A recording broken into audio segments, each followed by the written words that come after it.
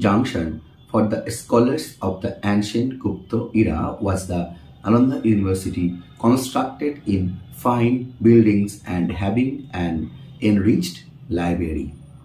Welcome back, my dear students, to my channel Competitive English School. Today I will share a passage from Prikide Sarkar, passage number 18.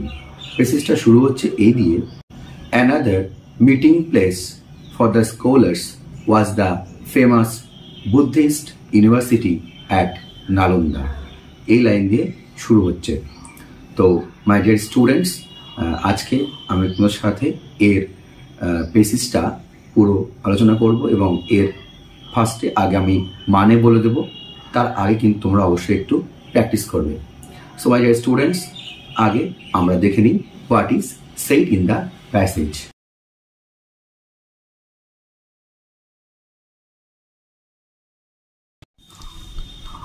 Another meeting place for scholars was the famous Buddhist university at Nalanda, the ruins of which may still be seen some 40 miles southwest of Patna. Its chief patrons were the Gupta kings. When Huansheng, the Chinese traveler, visited it, he found that the university was housed in fine buildings and that there was a splendid library. He says, the priests, who number many thousands, are engaged in discussions.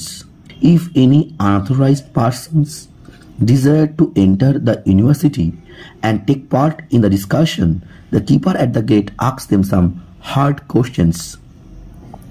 Only those who can answer the questions are allowed to enter. Students from all over India and some from China, Japan, Ceylon and Korea could be seen there. All went well till AD 1200, when this renowned seat of learning was destroyed by the invaders. So my dear students, আমরা দেখে নিয়েছি প্যাসেজে কি বলছে।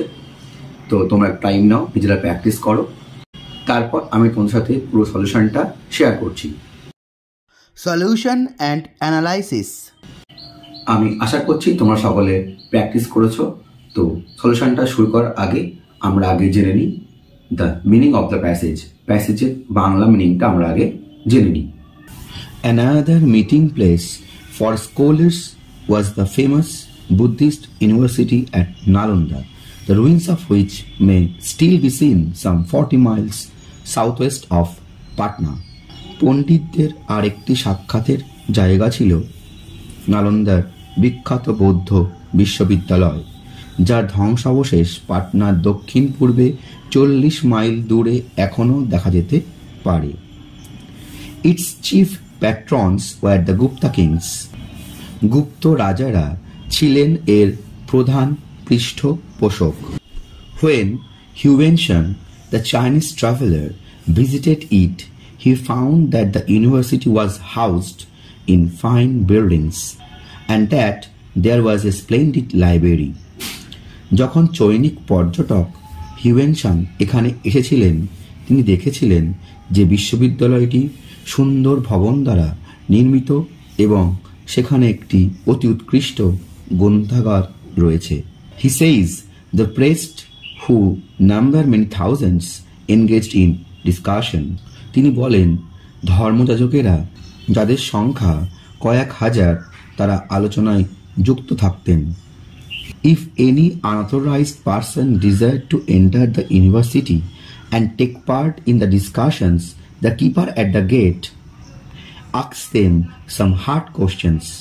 যদি কোনো অননুমোদিত ব্যক্তি বিশ্ববিদ্যালয়ে প্রবেশ করার এবং আলোচনা সভায় অংশগ্রহণ করার ইচ্ছা প্রকাশ করত, তাহলে দ্বাররক্ষী তাকে কিছু কঠিন প্রশ্ন করতেন। Only those who can answer the questions are allowed to enter. শুধুমাত্র তারাই, যারা সেই সব প্রশ্নের উত্তর দিতে পারত, তাদেরকেই প্রবেশের অনুমতি দেওয়া হতো। Students from all over India and some from China, Japan, Ceylon and Korea could be seen there.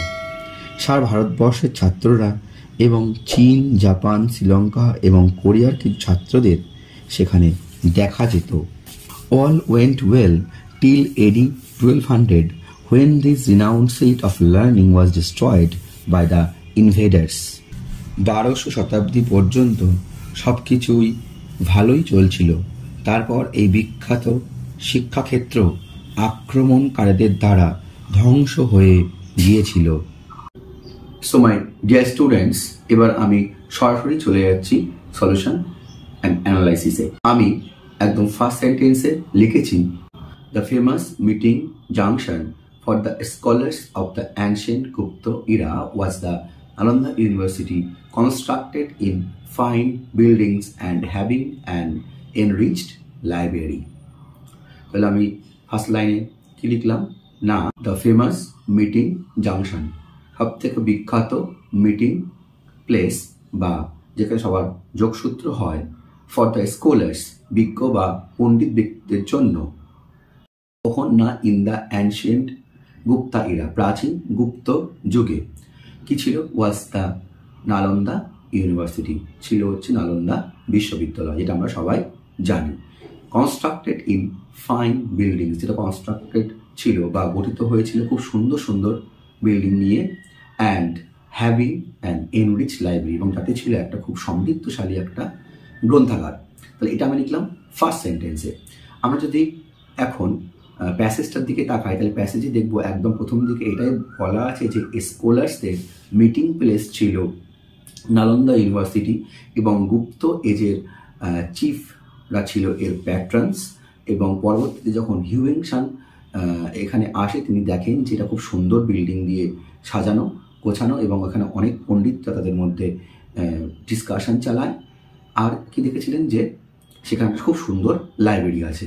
তাই সেটা আমি সংক্ষেপে এক লাইনে এইভাবে লিখলাম, the famous meeting junction for the scholars of ancient Gupta era was Nalanda University, constructed in fine buildings and having an enriched library. Next sentence আমি লিখেছি, unrecognized persons were only admitted in the experts discussion answering hard questions. পরের sentence আমি বললাম যে unrecognised person, যাদেরকে কেউ চেনে না বা জানে না, যদি এমন কোনো ব্যক্তি কোনো ডিসকাশনে যুক্ত হতে চাইতো বা নালন্দা ইউনিভার্সিটিতে ঢুকতে চাইতো, তাহলে তাকে গেটে অনেক কঠিন কোশ্চেন করা হতো, এবং সেইগুলো অ্যান্সার দিতে পারলেই তবেই সে সেখানে প্রবেশ করতে পারত, মানে এক্সপার্টের ডিসকাশনে। তাই আমি সংক্ষেপে লিখলাম, unrecognized persons were only admitted in the expert discussion answering hard questions. তাহলে কঠিন প্রশ্নের উত্তর দিয়ে তারা প্রবেশ করতে পারত। এটাই বলা আছে মেন প্যাসেজে, যদি তারা কঠিন কোশ্চেনের অ্যান্সার দিতে পারতো, এবং সেই অ্যান্সারগুলোকে জিজ্ঞেস করতো না গেট কিপার কঠিন কোশ্চেন জিজ্ঞেস করতো, মানে গেট কিপার কত বড় পণ্ডিত, এখানে সেগুলো দেখাচ্ছে, তারপরে তাকে ঢুকতে দেওয়া হতো। সেটাই আমি সংক্ষেপে কিন্তু এইভাবে লিখলাম। ফার্স্ট প্যাসেজে আরও অন্যান্য জায়গায় বলা আছে যে এখানে অনেক স্কলার্স ছিল, তারা কয়েক হাজার নাম্বার তারা ডিসকাশন করতো। তো আমাদের মনে রাখতে হয় প্যাসেজ লেখার ক্ষেত্রে কিন্তু আমরা আউটলাইন আইডিয়াটা নিয়ে আসবো, নাহলে 3 ভাগের 1 ভাগ ওয়ার্ডস দ্বারা সব কিছু লেখা সম্ভব নয়। তাহলে মেইন বক্তব্যটা প্যাসেজের মধ্যে আমাদের বলতে হবে। লাস্ট লাইনে আমি লিখেছি, peoples of India and neighbouring countries studied there till its destruction বা অ্যাবলিশন।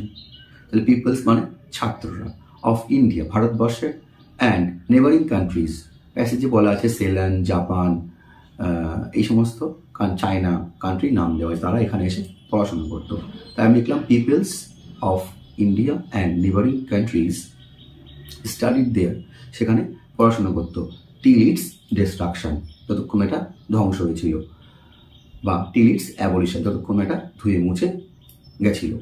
এখানেও কিন্তু যদি আমরা প্যাসেজের শেষের দিকে দেখি, তাহলে এটাই বলা আছে যে বিভিন্ন দেশ থেকে ছাত্রছাত্রীরা পড়তে আসতো, এবং এটা 12 শতাব্দী অবধি ছিল, যতক্ষণ এখানে পড়াশুনো চলেছিল। তারপর বিভিন্ন ইনভেডার্স বা আক্রমণকারীরা এসে এটাকে ধূলিসাৎ করে দেয়, পুরোপুরি ধ্বংস করে দেয়।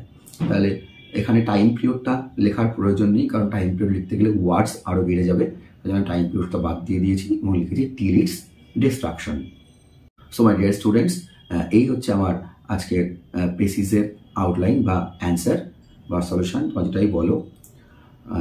অ্যাপেসিস লিখলে আমি বলেছি কিন্তু অবশ্যই একটা টাইটেল দিতে হবে। তো আমিও একটা অ্যাপেসিসের টাইটেল দিয়েছি। টাইটেলটা হচ্ছে on the famous Nalanda university and what Hiuen Tsang witnessed there. তাহলে নালন্দা ইউনিভার্সিটির উপরে on the famous Nalanda university and what Hiuen Tsang witness there, এবং হিউয়েনসাং ওখানে কী দেখেছিলেন তাই নিয়েও কিন্তু বলা আছে। তাই আমি টাইটেলটা এইভাবে লিখেছি।